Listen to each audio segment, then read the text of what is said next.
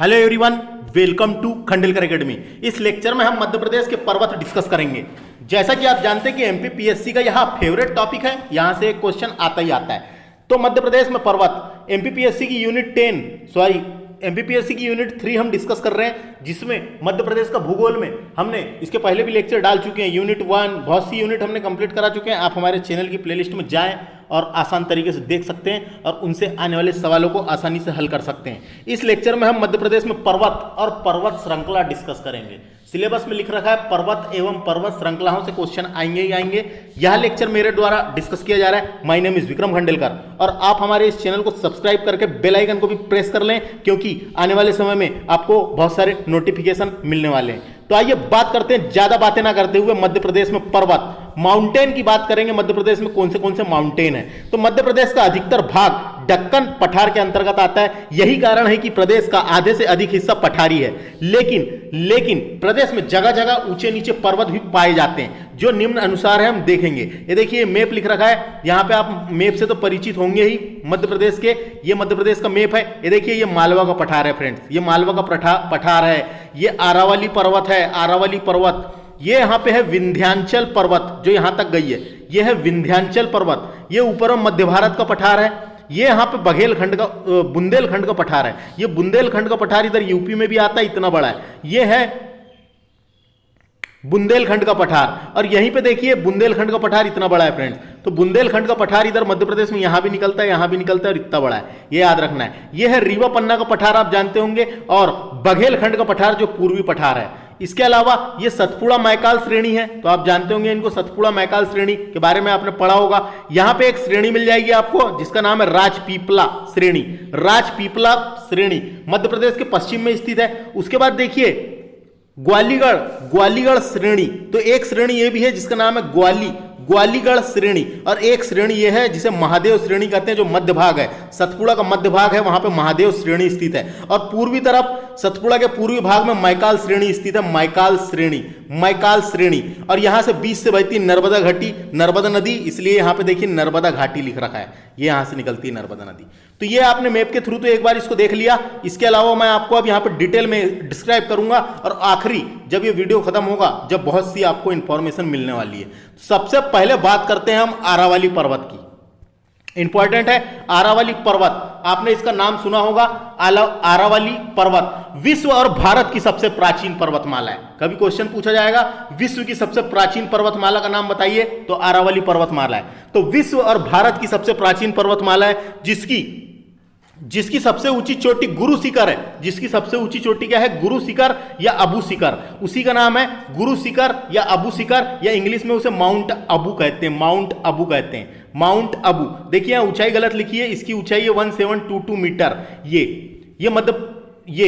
राजस्थान में पड़ती है फ्रेंड्स। अबू शिखर जो चोटी है राजस्थान में पड़ती है, और राजस्थान का एकमात्र हिल स्टेशन अबू शिखर में ही है। और अबू शिखर में ही एक मंदिर है, दिलवारा का जैन मंदिर बहुत प्रसिद्ध है, जो अबू शिखर में ही स्थित है। राजस्थान का एकमात्र हिल स्टेशन अबू शिखर है। बात करेंगे अब आरावली पर्वतमाला की, तो आपको समझ में आ गया। आरावली पर्वतमाला एक प्रकार का अवशिष्ट पर्वत का उदाहरण है। अवशिष्ट पर्वत का उदाहरण है, याद रखिए। ये अवशिष्ट पर्वत का उदाहरण है। ये गुजरात से प्रारंभ होकर, बहुत लंबी है ये गुजरात से प्रारंभ होकर दिल्ली तक विस्तृत है। दिल्ली तक के गया है ये। तो गुजरात से प्रारंभ होकर दिल्ली तक विस्तृत है। दिल्ली में जो राष्ट्रपति भवन बना है, रायसेना हिल नाम है पहाड़ी का, रायसेना हिल, जो आरावली पर्वत का ही हिस्सा है। तो दिल्ली का राष्ट्रपति भवन रायसेना हिल पर ही स्थित है। तो ये समझ में आया। अब बात करेंगे हम यहां से पीडीएफ से। तो आरावली पर्वतमाला उत्तर पश्चिम में स्थित है, मध्य प्रदेश के उत्तर पश्चिम में स्थित है। इन पर्वत के ढाल काफी तीव्र और सिरे चपटे हैं, इसके सिरे चपटे हैं। आरावली पर्वत पृथ्वी की सबसे पुरानी पर्वत श्रृंखला मानी जाती है। ये डायरेक्ट क्वेश्चन आता है, पृथ्वी या विश्व की सबसे प्राचीन पर्वतमाला पूछेगा तो आरावली पर्वतमाला को ही टिक करना है। और भारत की पूछा तो भी आप इसको टिक कर सकते हैं। इसका विस्तार उत्तर दक्षिण दिशाओं में दिल्ली के पास से लेकर गुजरात के अहमदाबाद तक है। 800 मीटर लंबी है, इतना लंबा है ये। तो दिल्ली के पास गुजरात से अहमदाबाद तक 800 मीटर लंबी है। दिल्ली के पास इसे दिल्ली की पहाड़ियां के नाम से भी जाना जाता है। इस पर्वत की सबसे ऊंची चोटी है गुरु शिखर या अबू शिखर, उसे ही कहा गया है गुरु शिखर या अबू शिखर, इसे इंग्लिश में माउंट अबू कहते हैं। वहीं पे दिलवारा का जैन मंदिर भी स्थापित है। इसकी ऊंचाई है 1722 मीटर। तो ये याद रखना है, ये गलत छपा है। तो यहां से इतना ही। आरावली पर्वत से अगर क्वेश्चन बनेंगे तो आपको अब समझ में आ गया जो भी मैंने एक्स्ट्रा बताया। बात करेंगे अब आगे विंध्याचल पर्वत की। विंध्याचल पर्वत बहुत इंपॉर्टेंट है। यह मध्य प्रदेश की सबसे प्राचीन पर्वतमाला है, जिसकी सबसे ऊंची चोटी है अमरकंटक, जिसकी सबसे ऊंची चोटी है अमरकंटक। तो यह मध्य प्रदेश का पूछा जाएगा आपको, मध्य प्रदेश की सबसे प्राचीन पर्वतमाला का नाम बताइए, तो आप विंध्याचल पर्वतमाला लगाना है। तो मध्य प्रदेश की सबसे प्राचीन पर्वतमाला है, इसकी सबसे ऊंची चोटी है अमरकंटक। अमरकंटक की ऊंचाई है 1048 मीटर। इसकी सबसे, यहां भी अवशिष्ट पर्वत का उदाहरण है। यहां भी अवशिष्ट पर्वत ऐसे पर्वत होते हैं जिनका निर्माण आप ज्योग्राफी में पढ़ेंगे। यह उत्तर भारत को दक्षिण भारत से अलग करती है। क्वेश्चन बहुत बार पूछा जाता है। यह पर्वतमाला उत्तर भारत और दक्षिण भारत को अलग करती है, क्योंकि मध्य प्रदेश के बीचों बीच में है। तो ऊपर साइड में उत्तर भारत हो गया और नीचे साइड में दक्षिण भारत हो गया। तो उत्तर भारत और दक्षिण भारत को अलग करती है। यह ऐसा क्वेश्चन बन जाता है। अब पीडीएफ से डिस्कस करते हैं। विंध्याचल पर्वत नर्मदा के उत्तर में पूर्व से पश्चिम की ओर, ये पूर्व हो गया, पूर्व से पश्चिम की ओर। तो नर्मदा नदी के उत्तर में है, ये पूर्व से पश्चिम की ओर, याद रखना है, फैली है। इसका निर्माण हिमालय से भी पहले माना जाता है। इसका निर्माण बहुत पहले हुआ है ऐसा माना जाता है, हिमालय से भी पहले। विंध्याचल पर्वत औसत ऊंचाई, विंध्याचल पर्वत की औसत ऊंचाई 497 से 610 मीटर तक पाई जाती है। तो इसकी ऊंचाई कितनी है?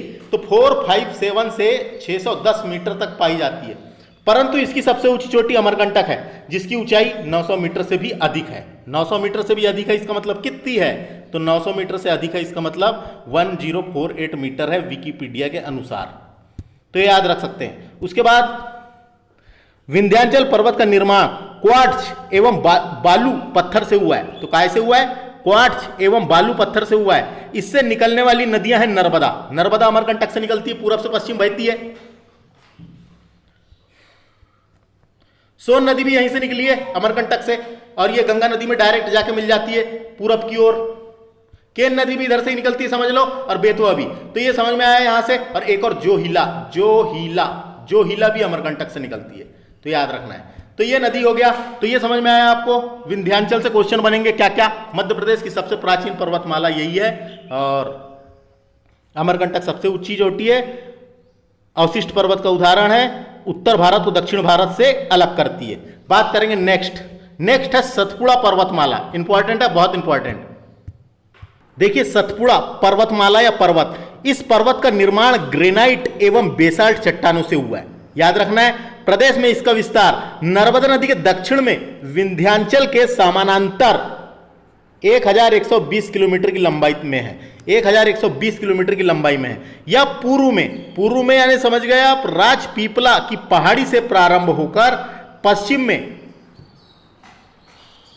पश्चिमी घाट यानी पश्चिमी घाट तक गई है। तो पश्चिमी घाट के छोटा नागपुर के पठार तक गई है। छोटा नागपुर का पठार जो झारखंड में है वहां तक गई है। यह पर्वत 700 मीटर से 1350 मीटर तक ऊंचा है। लेकिन इसकी सबसे ऊंची चोटी धूपगढ़ है। धूपगढ़ जो महादेव पर्वत पचमढ़ी पर स्थित है, जो महादेव पर्वत पचमढ़ी पर स्थित है, जिसकी ऊंचाई है 1350 मीटर। इंपॉर्टेंट है, याद रखना है। मध्य प्रदेश का एकमात्र हिल स्टेशन पचमढ़ी जो महादेव श्रेणी पर स्थित है। तो ये समझ में आ गया। अब शॉर्टकट में मैं आपको बताता हूं यहां से क्या क्या क्वेश्चन बन सकते हैं।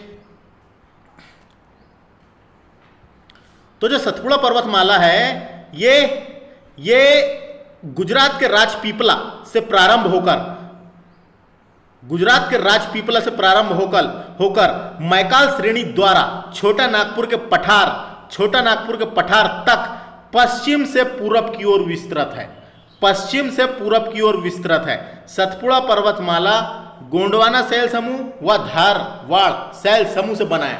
इसकी इस श्रेणी के ही मध्य भाग में महादेव की पहाड़ी स्थित है, जिस पर मध्य प्रदेश की सबसे ऊंची चोटी धूपगढ़ 1350 मीटर स्थित है। और याद रखना है पचमढ़ी में ही एक दूसरी चोटी मिलेगी जिसका नाम है क्या? चौरागढ़ की चोटी। यह मध्य प्रदेश की दूसरी चोटी ऊंची है, यानी मध्य प्रदेश की इसकी ऊंचाई है 1326 मीटर। तो मध्य प्रदेश की दूसरी सबसे ऊंची चोटी का भी पूछा जाएगा तो चौरागढ़ है, चौरागढ़ है, याद रखना है। तो ये भी महादेव पर्वत पे ही यानी पचमढ़ी पे ही है। तो समझ में आया? तो इससे समझ में आ गया क्या क्या। सतपुड़ा पर्वतमाला भी अवशिष्ट पर्वत का उदाहरण है, याद रखना ये भी अवशिष्ट पर्वत का उदाहरण है। तो यहां से इतना ही। अब आगे चलते हैं, मैं आगे और काम की जानकारी देने वाला हूं। मैकाल अमरकंटक श्रेणी के बारे में डिस्कस करेंगे। तो सतपुड़ा पर्वतमाला के दक्षिण पूर्व की बात हो रही है।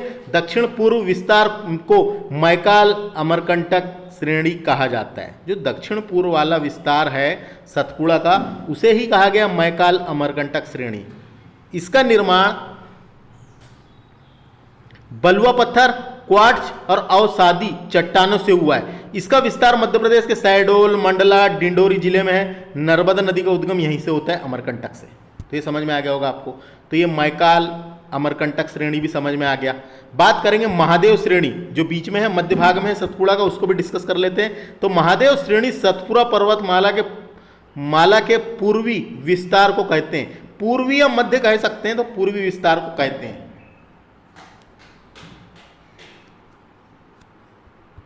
तो देखिए महादेव पर्वत के बारे में, इसका विस्तार छिंदवाड़ा, नरसिंहपुर, सिवनी तथा होशंगाबाद जिले में है। इसका निर्माण बुलई पत्थर एवं क्वार्ट्ज चट्टानों से हुआ है। मध्य प्रदेश के प्रसिद्ध पर्यटन स्थल पचमढ़ी, जो एकमात्र हिल स्टेशन है, एवं धूपगढ़ इसी श्रेणी पर स्थित है। यहाँ उष्ण कटिबंधीय वन विस्तृत रूप से पाए जाते हैं। बात करेंगे कैमूर भंडेर श्रेणी की। नर्मदा नदी के पूर्वी भाग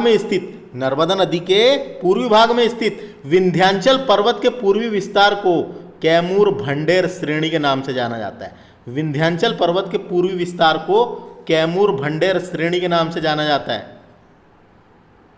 इसका निर्माण भी बलुई पत्थर व क्वार्ट्ज चट्टानों से हुआ है। इसकी औसत ऊंचाई कितनी है? 450 से 600 मीटर तक, मीटर के मध्य है, याद रखना है। 450 से 600 मीटर के मध्य है। ये यमुना, जो यमुना नदी है, ये यमुना नदी और सोन नदी के जल विभाजक का काम करती है ना। ये यहाँ पे है कैमूर भंडेर श्रेणी। तो यमुना नदी और सोन नदी के जल विभाजक का कार्य करता है कैमूर भंडेर श्रेणी। ये डायरेक्ट क्वेश्चन पूछा जाएगा फ्रेंड्स, इसको याद रखना है। ये यमुना और सोन नदी में जल विभाजक है। मध्य प्रदेश में इसका विस्तार सीधी, सतना, रीवा, पन्ना, छतरपुर जिले में मिलता है। तो देखिए हमने पर्वत डिस्कस किए। अब मैं आपको मैप के हिसाब से बताता हूँ और क्या क्या इंपॉर्टेंट है यहाँ से, जो परीक्षा के हिसाब से इंपॉर्टेंट है, काहे कि यहाँ से क्वेश्चन पूछा ही जाएगा, तो हमें बनना ही चाहिए।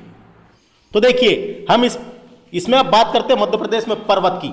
यह इमेज मैंने यूट्यूब चैनल से ही लिया है, जिससे आपको मैं समझाने की कोशिश करूंगा और आपको क्लियर करने की कोशिश करूंगा। सबसे पहले बात किए थे हमने विंध्याचल पर्वत की। तो देखिए विंध्याचल पर्वत के 3 भाग हैं। एक तो सबसे पहले विंध्याचल, दूसरा भांडेर श्रेणी, याद रखना भांडेर श्रेणी पहले आती है, फिर कैमूर श्रेणी।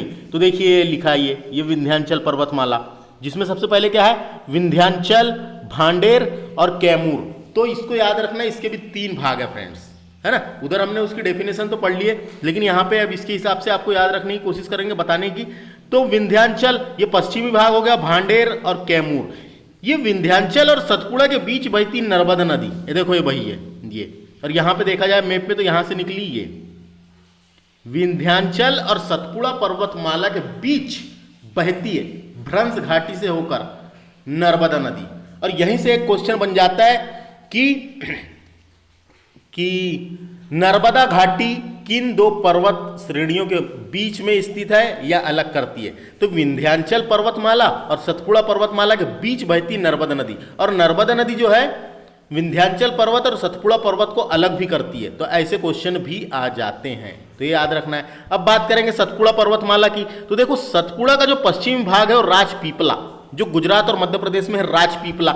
सतपुड़ा को भी 3 भागों में बांटा गया है। तो एक है राजपीपला, दूसरा है महादेव, जो मध्य भाग है महादेव की पहाड़ी या महादेव श्रेणी। देखो ये लिख रखा है, देखने में आपको समझ में आ रहा होगा। उसके बाद तीसरा जो पूर्वी भाग है वो मैकाल भी बोल सकते हैं, मैकल श्रेणी। तो सतपुड़ा के भी 3 भाग हैं, एक तो है राजपीपला, दूसरा महादेव और तीसरा मैकाल। तो ये समझ में आया, ये मध्य भाग है और ये मैकल जो है ये छत्तीसगढ़ और मध्य प्रदेश में आता है।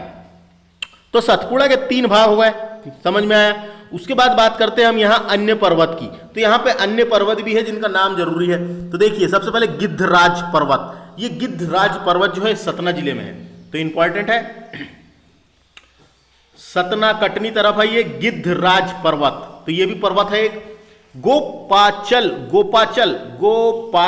पर्वत, ये ग्वालियर में फ्रेंड्स, जो ग्वालियर का किला है वो इसी पर्वत के ऊपर बना हुआ है। तो गोपाचल पर्वत इंपॉर्टेंट है। गोपाचल पर्वत कहाँ है? ग्वालियर में। उसके बाद देखिए आपने सुना होगा भोपाल शहर जो है 5 पहाड़ियों पर बसा हुआ है। भोपाल जो है 5 पहाड़ियों पर बसा है, इसलिए वहां से क्वेश्चन पूछ ले जाते, तो आप भोपाल से तो परिचित होंगे। भोपाल 5 पहाड़ियों में बसा हुआ है। तो कौन सी पहाड़ी पे बसा ये भी जरूरी जानना, क्वेश्चन बन सकते हैं। सबसे पहले बात करेंगे श्यामला हिल। ये श्यामला हिल कहां पर है? भोपाल में है। दूसरा है नेओरी हिल, तो ये भी कहां पर है? भोपाल में। अरेरा हिल इंपॉर्टेंट है, ये भी भोपाल में ही है। और कटारा हिल ये भी भोपाल में है। और ईदगाह हिल। तो भोपाल जो है 5 पहाड़ियों पर बसा हुआ है। भोपाल को झीलों की नगरी के नाम से जाना जाता है, बहुत सारी छोटी बड़ी झीलें हैं वहां पे, और एक बड़ा तालाब है, आप तो जानते ही हैं। तो ये भोपाल से भी समझ में आ गया, ये इसका भी नाम याद रख सकते हैं आप, कभी क्वेश्चन बना तो। उसके बाद देखिए यहाँ पे एक सिगार की चोटी लिखा हुआ है, सिगार की चोटी। सिगार नाम सुना होगा आपने, तो आपको जानकारी के लिए मैं बता दूं, जो मालवा का पठार है उसकी सबसे ऊंची चोटी है सिगार की चोटी। सिगार की चोटी जो 881 मीटर है। तो मालवा के पठार की सबसे ऊंची चोटी कौन सी है? सिगार की चोटी। मालवा के पठार की दूसरे नंबर की सबसे ऊंची चोटी कौन सी? जानापाव की चोटी 854 मीटर। मालवा के पठार की तीसरी सबसे ऊंची चोटी कौन सी है? तो वो है छजारी की चोटी 810 मीटर। तो ये है कुछ 3 चोटियां आपको देखने मिलेगी कहां पे? मालवा के पठार में। तो मालवा के पठार की सबसे ऊंची चोटी है सिगार की चोटी 881 मीटर। ये बाकी भी आप याद रख सकते हैं। उसके बाद बात करेंगे सिद्ध बाबा की चोटी। ये सिद्ध बाबा की चोटी जो है ये बुंदेलखंड के पठार की सबसे ऊंची चोटी है, जिसकी ऊंचाई कितनी है? जिसकी ऊंचाई है 1172 मीटर, 1172 मीटर। ये बुंदेलखंड के पठार की सबसे ऊंची चोटी है। तो मालवा की पठार की याद रखना है और बुंदेलखंड के पठार की याद रखना, पूछी जाती है सिद्ध बाबा की चोटी। तो इधर का तो हो गया, अब इधर का डिस्कस करते हैं। तो देखिए फ्रेंड्स, सबसे पहले विंध्याचल पर्वत को मैं आपको बता रहा हूं, वीडियो को ध्यान से देखना, यहीं से पूरे पॉइंट क्लियर हो जाएंगे। तो विंध्याचल पर्वतमाला जो है वो पश्चिम से पूरब, मध्य प्रदेश के बीच में पश्चिम से पूरब यानी धार से चालू हो जाती है, पश्चिम से पूरब तक गई है। तो पश्चिम से पूरब तक तो गई है। तो ये जो पश्चिम में यहाँ पे धार वाला एरिया है, धार वाला जो पहाड़ी इलाका है, तो जहां से शुरुआत होती है वहां पे कुछ पॉइंट दिए हुए हैं, जो पहाड़ियां दी हुई हैं, जो याद रखना है, पूछी जा सकती है। तो देखो मांडू तो आप जानते हैं धार में है, मांडू जिसे आनंद का शहर या सिटी ऑफ जॉय भी कहा जाता है, यह भी एक प्रकार का विंध्याचल पर्वत में ही स्थित है। असरफी पहाड़ी, एक पहाड़ी है वहां पे असरफी पहाड़ी, जो विंध्याचल का ही हिस्सा है। तो यह भी याद रखना है, असरफी पहाड़ी कहां पर है? यहां से। वांचू पॉइंट, इंदौर जिले में एक पॉइंट है जिसका नाम है वांचू पॉइंट। तो वांचू पॉइंट कहां पर है? इंदौर में है, यह भी क्वेश्चन आ जाता है। उसके बाद देखिए इंदौर में ही जानापाव की पहाड़ी है, जानापाव की पहाड़ी, और ये जानापाव की पहाड़ी से ही चंबल नदी निकली है, याद रखना है, चंबल नदी निकली है। उसके बाद काकड़ी है, काकड़ी बर्डी की पहाड़ी, ये भी पहाड़ी कहां पर है? इंदौर में है, विंध्याचल का ही हिस्सा है, और यहीं से निकली है क्षिप्रा नदी। तो याद रखना है फ्रेंड्स, ये सब जो मैंने बताया ये विंध्याचल के ही भाग है, पश्चिमी भाग। उसके बाद जब विंध्याचल थोड़ा सा आगे जाते हैं रायसेन तरफ, तो वहां पे इसको भीमबेटिका की गुफाएं मिलती है। तो ये भी विंध्याचल में, ये भीमबेटिका की गुफाएं रायसेन में है। और सलकनपुर पर्वत, ये भी कहां पर है? ये भी रायसेन तरफ है। तो याद रखना है, रायसेन यानी विंध्याचल के ही मध्य भाग में। तो याद रखना है, ये भी है सलकनपुर और भीमबेटिका। अब आगे चलते हैं। उसके बाद आता है फ्रेंड्स भांडेर श्रेणी। भांडेर श्रेणी, तो भांडेर श्रेणी में ही एक चोटी मिलेगी जिसका नाम है सद्भावना की चोटी, जिसे गुडविल की चोटी भी कहा जाता है, गुडविल की चोटी भी कहा जाता है। तो देखो कई बुकों में यह लिख रखा है, और वो सही भी है, कि विंध्याचल पर्वतमाला की सबसे ऊंची चोटी कौन सी है? तो सद्भावना की चोटी या गुडविल चोटी जिसकी ऊंचाई 752 मीटर है, ये दमोह जिले में स्थित है, ये दमोह जिले में स्थित है। तो ये समझ में आया। तो ये, लेकिन अभी मैंने आपको क्या बताया था कि विंध्याचल की सबसे ऊंची चोटी अमरकंटक बताया था, तो ये थोड़ा सा कंफ्यूजन है फ्रेंड। इसमें कई बुकों में लिख रखा है अमरकंटक है, कई बुकों में लिख रखा है सद्भावना की चोटी है। तो जब ये ऐसे क्वेश्चन बनते हैं तो ऑप्शन दोनों नहीं आते, कोई भी एक ऑप्शन आता है, तो ऑप्शन के ऊपर डिपेंड रह के इसका आंसर देना है। तो विंध्याचल की सबसे ऊंची चोटी होगी सद्भावना, जिसे गुडविल चोटी कहते हैं, 752 मीटर दमोह में है, जो भांडेर श्रेणी में स्थित है। इसके बाद जो है विंध्याचल का जो पूर्वी भाग है कैमूर श्रेणी, कैमूर श्रेणी से देखिए ये विंध्याचल का सबसे पूर्वी भाग है। केन नदी का उद्गम यहीं से होता है, कटनी से होता है, कैमूर की पहाड़ी से केन नदी का उद्गम आप जानते होंगे। त्रिकूट पर्वत यहीं पे स्थित है सतना में, त्रिकूट पर्वत यहीं पे स्थित है सतना में। पर्वत पर ही मां शारदा का पवित्र मंदिर है, तो मां शारदा माता का मंदिर त्रिकूट पर्वत पर स्थित है सतना में। देखो यहीं से यमुना और सोन नदी के मध्य जल विभाजक होता है, तो यहीं से देखो, यहीं से सोन नदी अमरकंटक से निकली इधर गई है, और सोन नदी और यमुना नदी, तो ये यमुना नदी यहां से ऐसी आती है, और यहां पे है कैमूर। तो ये क्वेश्चन आता है कि यमुना और सोन के मध्य जल विभाजक का कार्य कौन सी श्रेणी करती है, तो कैमूर श्रेणी करती है। ये क्वेश्चन बनेगा, याद रखना है। तो ये यहां से आपको कैमूर श्रेणी से भी समझ में आ गया। अब बात करते हैं हम सतपुड़ा पर्वत की। सतपुड़ा पर्वत के बारे में मैंने डेफिनेशन और सब बता दिया था शुरू में। अब यहां पे हम बात करेंगे इंपॉर्टेंट पॉइंट। तो देखो सतपुड़ा का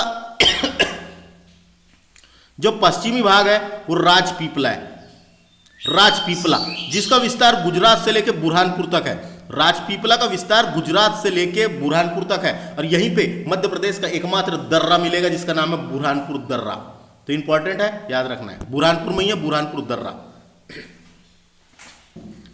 राजपीपला की सबसे ऊंची चोटी है चूलगिरी की चोटी, चूलगिरी की चोटी जिसकी ऊंचाई है 1215 मीटर, 1215 मीटर। चूलगिरी की चोटी इंपॉर्टेंट है, किसकी सबसे ऊंची है, राजपीपला पर्वत की सबसे ऊंची चोटी है चूलगिरी। और ये चूलगिरी पर ही भगवान आदिनाथ का मंदिर है एक, जिसे 52 गजा कहा जाता है। तो ये भी क्वेश्चन पूछ लिया जाता है। तो 52 गजा कहां पे स्थित है, चूलगिरी के ऊपर ही स्थित है, चूलगिरी की चोटी पे स्थित है 52 गजा मंदिर, जहां भगवान आदिनाथ की 84 फीट ऊंची पत्थर की मूर्ति है। भगवान आदिनाथ उन्हें कहा गया था ऋषभ देव। तो ऋषभ देव या भगवान आदिनाथ की जैन धर्म से संबंधित फ्रेंड्स याद रखना है, वो जो स्थल है, मंदिर है। तो समझ में आ गया। यहीं पे है एक पहाड़ी जिसका नाम है आसिरगढ़ की पहाड़ी। तो आसिरगढ़ का किला भी पढ़ा होगा आपने, तो वहीं पे एक पहाड़ी भी है आसिरगढ़ की पहाड़ी। ग्वालीगढ़ की पहाड़ी भी है, यहाँ पे ग्वालीगढ़ श्रेणी भी है एक।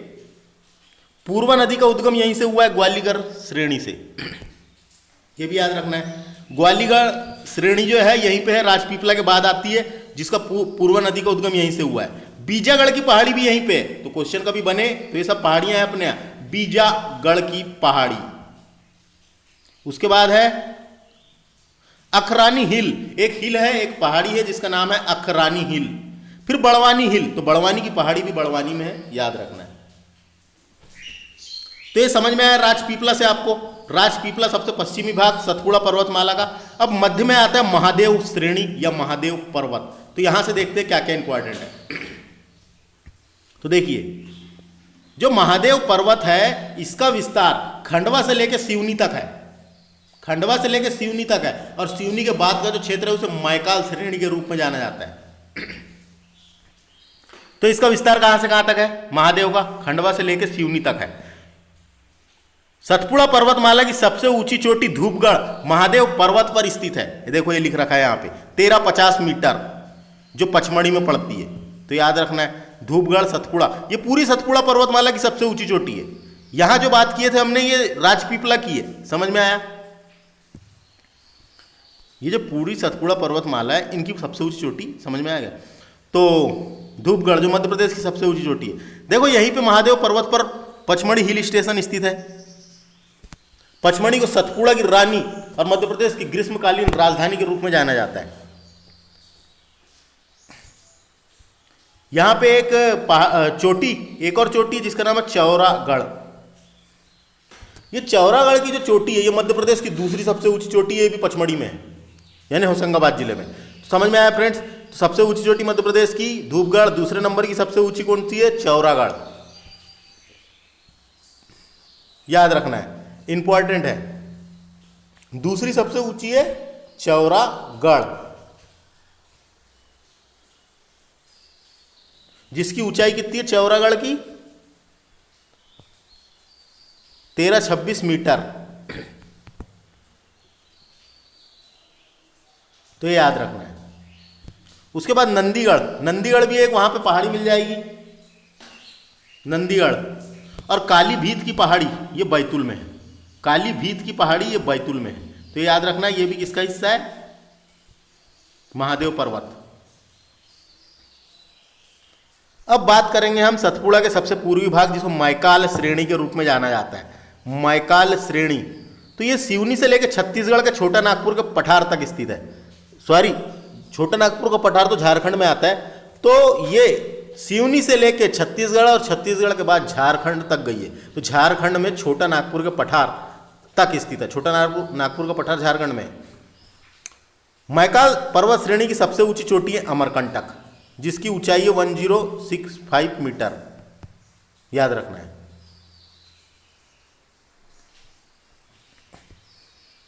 ये मैकाल में ही एक पहाड़ी मिलती है किरार घाटी, जो 7 वर्ग किलोमीटर स्क्वायर है।